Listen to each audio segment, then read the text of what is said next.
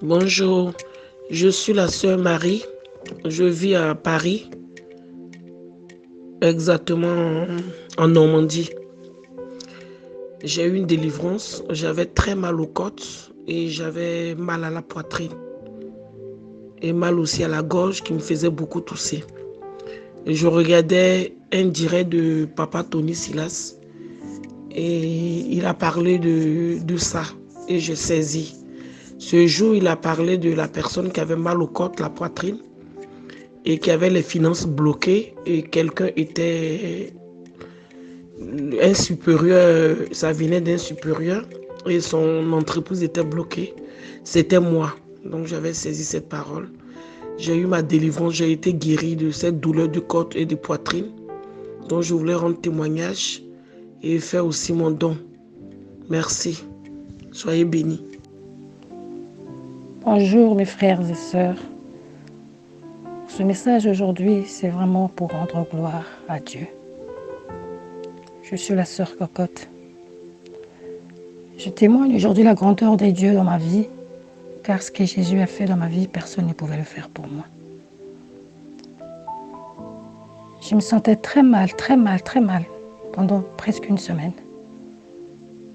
Et puis, j'avais envoyé un message au pasteur Tony. Et le pasteur Tony m'a rappelé pour savoir qu'est-ce qui se passait.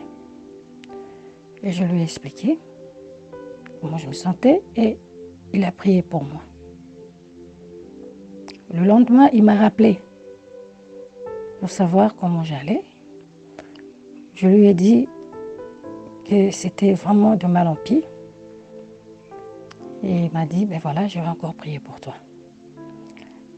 Or, ça faisait quand même, en ce moment-là, 4 jours que je n'avais pas mangé quelque chose. Tout ce que je buvais, c'était de l'eau et un peu de coca. Et quand il a prié pour moi ce jour-là, pendant qu'il priait pour moi, j'ai vu qu'il y avait mon ventre qui tournait. Et quand il a raccroché, je suis vite allée aux toilettes. Et je fais une diarrhée grave, une diarrhée noire. Moi qui n'avais rien mangé pendant 4 jours, j'étais surpris. Mais j'avais compris quelque part que c'était ma délivrance. Je rends gloire à Jésus, le guérisseur par excellence, le grand roi, le grand Dieu. Et le lendemain, j'ai été hospitalisée. Le lendemain, j'ai été testée positif Covid-19. En allant à l'hôpital, je ne suis pas allée seule. Les anges de l'Éternel m'ont accompagnée. Aujourd'hui, Jésus m'a guéri. Voilà pourquoi je rends ce témoignage. Il est merveilleux. Il faut faire confiance à Jésus, car c'est lui qui guérit. Le seul qui guérit, c'est Jésus. Je dis merci. Merci à mon roi. Merci à mon Seigneur. Peuple de Dieu, soyez bénis. Merci. Bonjour, je suis la sœur Marie. Je vis à Paris, exactement en Normandie. J'ai eu une délivrance, j'avais très mal aux côtes et j'avais mal à la poitrine. Et mal aussi à la gorge qui me faisait beaucoup tousser. Et je regardais un direct de Papa Tony Silas et il a parlé de ça et je saisis. Ce jour, il a parlé de la personne qui avait mal aux côtes, la poitrine et qui avait les finances bloquées et quelqu'un était un supérieur, ça venait d'un supérieur et son entreprise était bloquée. C'était moi. Donc j'avais saisi cette parole. J'ai eu ma délivrance, j'ai été guéri de cette douleur de côte et de poitrine. Donc je voulais rendre témoignage et faire aussi mon don. Merci. Soyez bénis. Bonjour maman, sœur Philo. Nazo tika voice oyo nazo témoigner monene na Nzambe abikisi ngai nazalaki na maladie ya virus etrapaki nga vraiment la semaine passée nazalaki vraiment malade virus etakaki nga vraiment naboya kokende hôpital nabi na okende hôpital te navandi na fièvre makasi nazolala te Tant on a bengi sœur Mireille a tindi voice nanga pa mama bengi ngai o priya ki pona ngai na lali na butu na zolota na zaki na liboso église na pasteur ayibisinga témoigner na bandi ko témoigner na binzamba biki singa na maladie ya virus soki ekutenga na mokili sa Yesu mena kufi ko siko nenge kutinga na Nzambe Nzamba biki singa na ngo Nzamba biki singa tangu nazaki na mokili maladi oyo tangu enga kozwanga ninga na kufa comme ekutinga na Yesu Nzamba biki singa yango na sengi Nzambe nanga merci Seigneur Nzamba biki singa maladi ya virus oyo mingi bakufi na ngo mwa fièvre moke bakeno hôpital bakufi menga Nzamba biki singa na liki bango na nini yango na sengi Nzambe nanga merci lokumu ezonge pai na ye abikisaka ba maladi oyo minganga pe ba docteur ba lemba ya bikisaka yango. Seigneur, je te dis merci. Na Seigneur, merci na bola moni pa inanga. Na Seigneur, merci na miséricorde no père liko na bomo inanga. Le kumizonge pa ina yo tata poto zanzambe malam. Merci Seigneur Jésus. Je suis guéri. La sœur Philo elle est guérie. Elle est guérie. Je suis guéri au nom puissant de Jésus-Christ de Nazareth. Amen. Bandeko na nga napesi bino mbote na kombo na Yesu.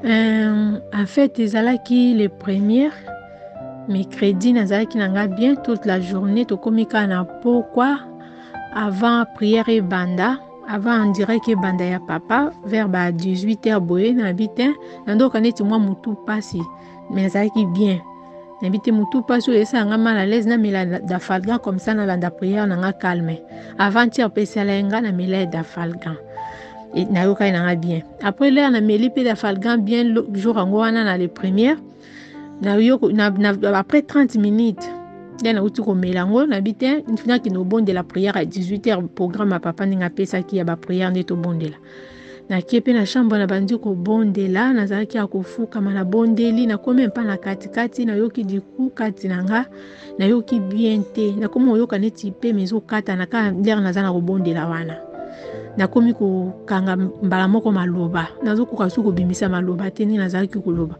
pe me komo sala nga makasi nabi nazala bien toute la journée pe mango yekale na fuka mi liboso Nzambe na lobika na bi longwa kati na nga esprit mabi na kombo na Yesu wana siko nazo loba me ezo katana na komo pe ma neti ngate kwa diku na chanze nga bi eza kiso na utu melesa nga ba esali nga effet oyo to ndeni après na telemi l'air na telemi na bitena sa la prière d'autorité wana ezo sala nga kamuki na bindi osala la prière d'autorité neti na benga na esprit yango kwa du coup na yoki yel sou makasi donc ozo korasu ko loba tenzo te comme lâcher na bengi mobali nanga bi yaka lera ye wana na chambre na bi papa nazo ka bien te na bando bonde la tala boye ya ebisinga bito bonde la bandi su ko benga na esprit yango wana en tout cas esala enga bien te pe manga binga na mona kaniti benga ka ambulance ya bika mbala moko boye ambulance de ninga na benga na ambulance tinga bite nazo ka bien te pe ma wana nazo loba penza donc ngate kwa nga mona uto za na bien ka minito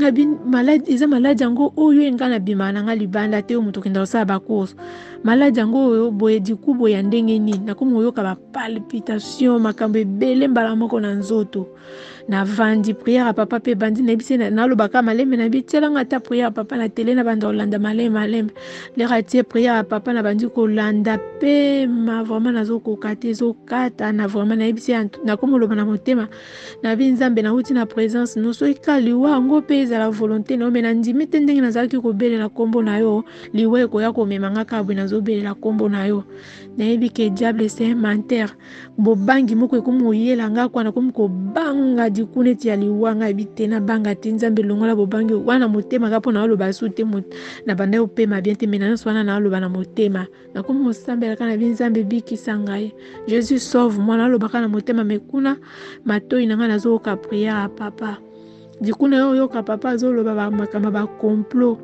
contre toi nyonso ezala na sama kolona yo na place mususu alobi que toute faiblesse soit ôtée que toute la maladie soit ôtée donc l'air alobi ka bongo dikuna yo ki neti motema na ngai comme kozonga bien na comme oyoka neti nga kwa neti nazalaki na comme oyoka wana kanga miso okanga mpona kitia ka elongi na se na comme oyoka ka neti na bandi ozonga bien nazali so nani nango na maboko ali ekwei nga na maboko pongi mbala moko na yoki pongi makasi na kangi miso mobali na nga siko za pembe na nga bangi abuja nga binini akanisi ke naza na kokufa na répondre te na ningi tika motu na azolala te na bite na répondre kata maleme na bite pongi ezoyelanga makasi le papa yo koloba lisusu tout complot alenga lisusu lera ya koloba su pardon la olobi ke bapoison nyonso oyo ba spirituel oyo nyonso balance contre yo ezala na se ya makolo na yo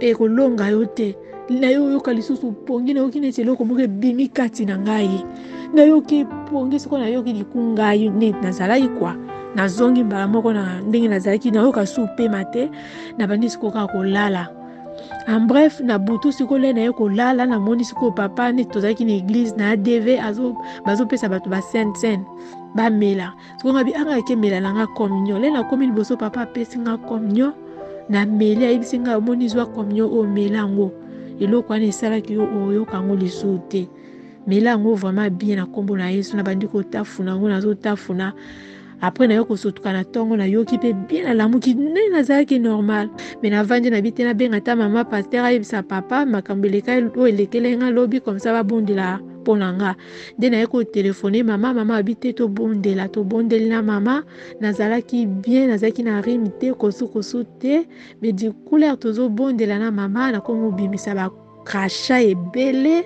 me nazalaki nango te nabwaki bakrasha mopusa na mongongo kalere tobandi prière na mama donc naye okomprendre ke ezalaki délivrance mbala moko nakomi okrie neti nga te nabwaki bakrasha après mama ebisi nga mela mai oyoka ngo te lere na meli mai na bandi obimisa so bakrasha me nazalaki na nga même mpa na bakrasha nabimisi bakrasha après na oyoka na nga mpe bien ti lelo en tout cas naetikali oyoka so efe wana te yango na yokumbisa nzambe nkombo na ye ezali leve Jésus Christ Seigneur nzambe aza na bomoi azodélivre biso ntango nyonso tozobelele nkembo lokumu basanjoli ezonga epai na ye amen.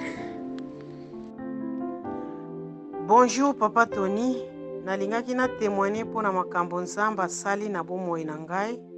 Ezalaki prière ya le 6 avril 2020 ntango papa olobaki mutu moko makolo na ye eza ya kovimba mpe respiration na ye eza bien te, ezalaki ngai.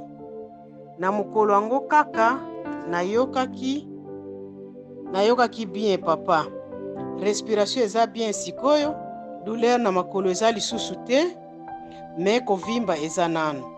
Nayebi te na bapriere oyo ndenge kaka respiration ezongi makolo pe kozonga normal. Nzambe apambola yo papa mpona mateya kitoko, tozosungama, tozozwa lobiko, tozokola, tozoyekola mpona yango. Nzambe abatela pe abomba bino.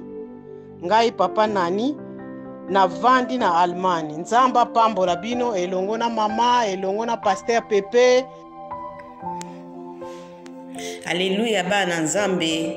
Nga sœur Jenny nasalaka na media. Naye kokumisa nzambe monene, le Dieu tout puissant, le Dieu vivant, na oyo auti kosala kati na vie na nga na santé na ngai. Na mupepe oyo toleka na mokili oyo. Grâce à Seigneur Jésus-Christ, nzambe abikisi ngai. Nazalaki victime. Na souffraki pendant 2 semaines. Maintenant na bengaki mosali na nzambe, papa Tony Silas na mama Kulumbu babondelaki mpona ngai. Tant babondelaki mpona nga nasanzaki ebele. Après kosanza wana mupepe to ya mabe oyo ezalaki maladie nyonso bimaki. Après nzambe asali bikamono à travers molimo mo centre, à travers ba serviteur na ye. Siko nakomi malamu nabiki grâce à Dieu. Yango tokanga na nzambe, totela nzambe na moment difficile o mokili tozali koleka, topesa confiance na biso na nzambe, topesa confiance na biso na Seigneur Jésus-Christ. Yende azali kobikisa biso, yende azali kobatela biso. yango na linga napesa témoignage oyo po ete nakumisa nzambe na biso azali na bomoi azali kotika biso te bana na ye na moment oyo ya souffrance ye azali kobatela biso po azali le tout puissant azali le bon berger. Merci. Rejoignez-nous à l'Assemblée du Dieu vivant tous les dimanches à 10h, les mercredis et les vendredis à 18h30. Vous êtes les bienvenus. Join us at Assemblée du Dieu vivant every Sunday at 10 a.m. and every Wednesday and Friday at 6:30 p.m. You are welcome.